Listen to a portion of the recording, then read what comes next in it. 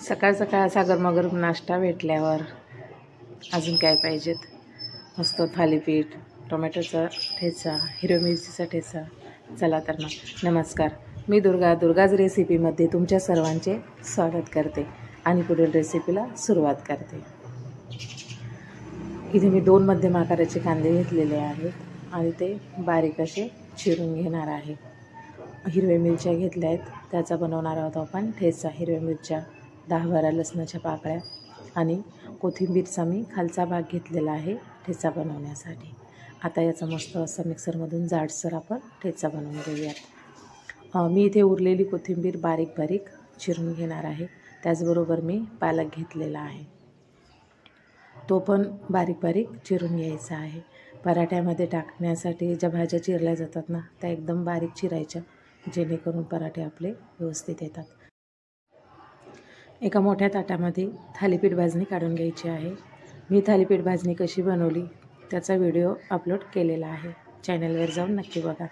तर त्यामध्ये बारीक चिरलेला कांदा, पालक आणि कोथिंबीर घालून घेतलेली आहे. त्याचबरोबर मी बनवलेला ठेचा पण यामध्ये घालून घेतला आहे. चवीपुरते मीठ व अर्धा चमचा हळद घालून घ्यायची आहे. हळद नसेल घालायची तरी चालते. तर आता थोडं थोडं पाणी घालून हे मस्त असं याचं कणिक मळून घ्यायचं आहे. पाणी एकदाच आपल्याला टाकायचं नाही आहे, कारण थालीपीठ असल्यामुळे त्याला पाणी सुटू शकतं. तर व्यवस्थित गोळा तयार करून घेतला. हाताला थोडं तेल लावून घ्यायचं आणि मस्त असा मऊ गोळा करून आपण झाकून ठेवणार आहोत. तोपर्यंत मी टोमॅटोची चटणी बनवून घेते. त्यामध्ये तेल, जिरं, मोहरी, कढीपत्ता आणि चिरलेला कांदा घालून घेतला. छान परतून झाला की काहीच न टाकता फक्त लाल मिरची आणि थोडंसं मी गरम मसाला वापरलेला आहे. टोमॅटो बारीक न चिरता मी मिक्सरमधून दरदरं पिसून घेतला आहे आणि तो पण यामध्ये घालून घेतलेला आहे. चवीपुरते मीठ टाकायचे आणि सुटलेलं पाणी सुकेपर्यंत ही टोमॅटोची चटणी परतून घ्यायची आहे, तेल सुटेपर्यंत. तर चटणी होते तोपर्यंत थालीपीठ आपण बनवून घेऊया. मग थोडं हाताने मळून घ्यायचं. मी इथे कॉटनचा कपडा घेतलेला आहे, त्यावर थोडं पाणी टाकून कपडा ओला करून घ्यायचा आणि थालीपीठ थोडं थोडं पाणी लावून हाताला थापटून घ्यायचं आहे. तुम्ही जर माझ्या चॅनलवर नवीन असाल तर माझ्या चॅनलला लाईक करा, शेअर करा आणि अशाच नवीन नवीन व्हिडिओ बघण्यासाठी माझ्या चॅनलला सबस्क्राईब करा. तर पातळ असं थालीपीठ थापून घ्यायचं आहे अशा पद्धतीने. जास्त जाड करायचं नाही, म्हणजे पातळ असलं की लवकर भाजून येतं.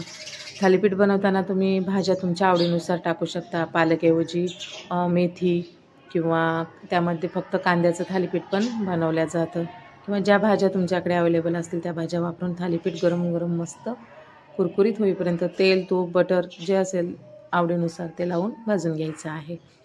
टोमॅटोची चटणीतलं पाणी पण तुम्ही बघू शकता पूर्ण सुकून गेलेलं आहे. कोथिंबीर घालून टोमॅटोची चटणी तयार झालेली आहे. गरम गरम जेवायला घेऊया. तुम्हाला माझी रेसिपी कशी वाटली कमेंट करून नक्कीच सांगा. चला तर मग भेटूया पुढच्या रेसिपीमध्ये. नमस्कार.